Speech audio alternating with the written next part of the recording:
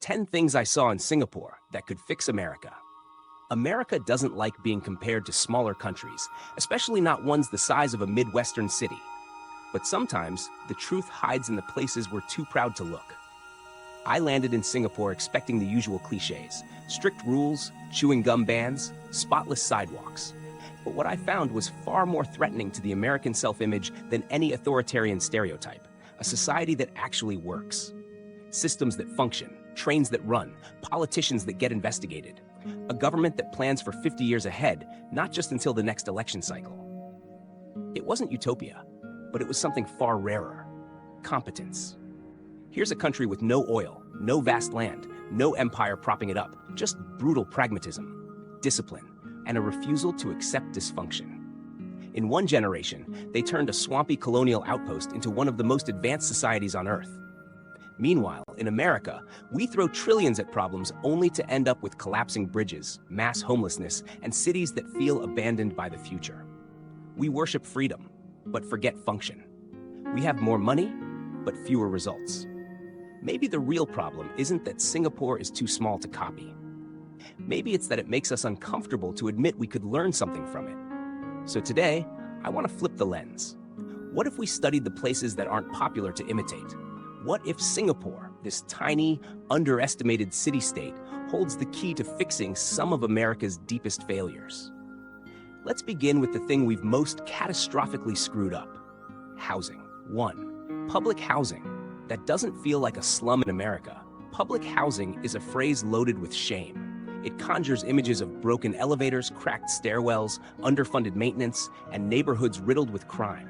It's a system we built to fail, and then used that failure to justify disinvestment. Public housing in the US isn't just poor, it's designed to segregate, isolate, and stigmatize. Singapore looked at that model and did the opposite. Over 80% of Singaporeans live in government-built housing, known as HDB flats. But if you walked through an HDB neighborhood, you wouldn't know it's public housing. The buildings are clean, well-maintained, and often architecturally striking. They're surrounded by playgrounds, food courts, clinics, schools, and lush greenery. It doesn't feel like poverty, it feels like dignity. And here's the kicker: this wasn't an accident, it was by design. In the 1960s, after gaining independence, Singapore faced a housing crisis. Instead of turning to Western-style welfare housing, the government treated home ownership as a nation-building tool. They created the Housing Development Board, HDB, with a single goal: to give every citizen a stake in the country's future. So they made it affordable, not through endless rent subsidies, but through massive state-led construction and a compulsory savings scheme called the Central Provident Fund. Today, more than 90% of Singaporeans own their HDB flat. It's public housing with private ownership. But here's where it gets interesting. These neighborhoods are socially engineered for cohesion. Each building has a mandated ethnic quota, ensuring racial diversity. Lower, middle, and upper middle income families are mixed within the same precincts. This wasn't just about shelter, it was about social stability, the kind of integration America gave up on decades ago.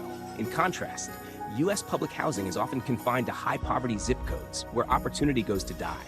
We built towers, isolated the poor, cut funding, and then blamed them when things fell apart. Singapore said, "What if we invested before things got bad?"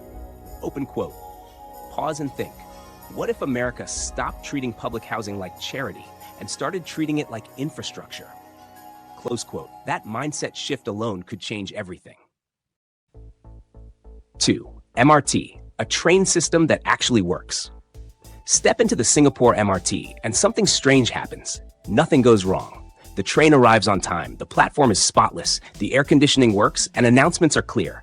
It's so efficient that it's unsettling, especially if you're used to New York, Chicago, or San Francisco, where riding public transit feels more like a survival exercise than urban mobility. Singapore's MRT isn't just functional, it's foundational. From the start, the government treated public transport not as a second-class service, but as a core investment in national productivity and urban quality of life. The Mass Rapid Transit system, launched in 1987, has grown into a dense, island-wide network with over 200 kilometers of track and some of the highest ridership per capita in the world. What's more impressive is the system's reliability. Singapore measures train disruptions in terms of mean kilometers between failures. And in 2023, it was over 1 million kilometers, a benchmark that even Tokyo would admire. Compare that to the US, where systems like the DC Metro or BART regularly suffer outages due to underfunding, political bickering, and outdated infrastructure. America invented the subway and then forgot how to run one. But here's the deeper system insight. Singapore didn't just build trains, it built trust. The Land Transport Authority, LTA, is a technocratic agency that plans rail extensions 10 to 20 years in advance, consults with commuters, integrates buses and bikes, and ensures operators are held to performance standards. When breakdowns do happen, investigations are made public, and reforms follow quickly. And then there's the price. A ride across the city costs between 80 cents to $2, depending on distance, affordable even for the working class.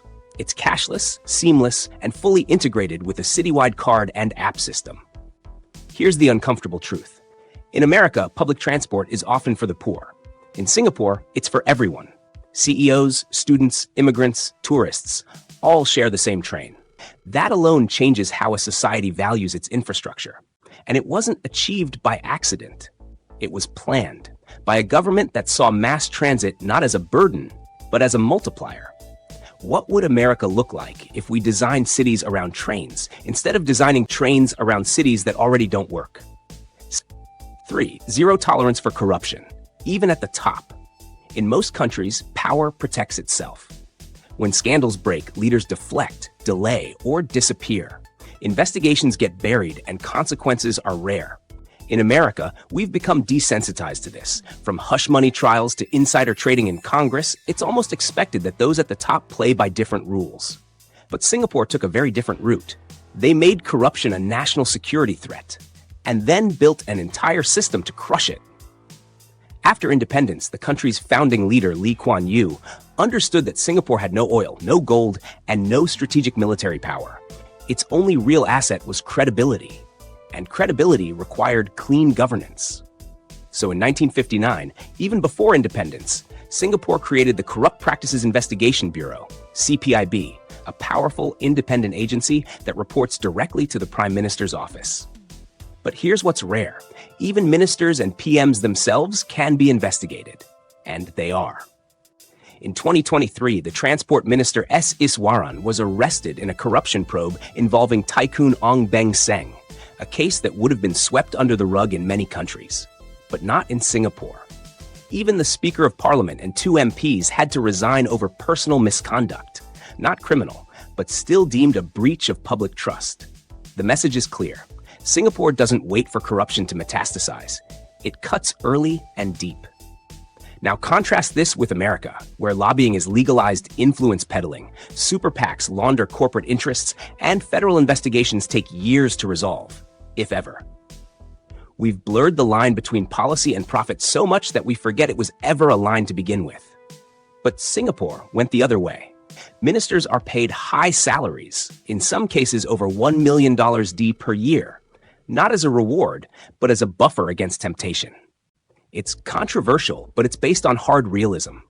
If you want the best talent to run your country, you have to compete with the private sector. That doesn't guarantee integrity, but it removes one of the biggest excuses. And here's the real outcome. Singapore ranks among the least corrupt countries in the world, often outperforming countries like Germany, Japan, or even the US on the Transparency International Index. What if public trust was something you could measure, and losing it meant actual consequences? America has transparency. Singapore has accountability. 4. Law and order without becoming a police state. Mention Singapore's laws, and the usual responses are predictable. Isn't that the place where they cane people? Aren't the fines insane? Isn't it kind of authoritarian? But what people miss is why Singapore's system works, and how it avoids crossing the line into outright authoritarianism.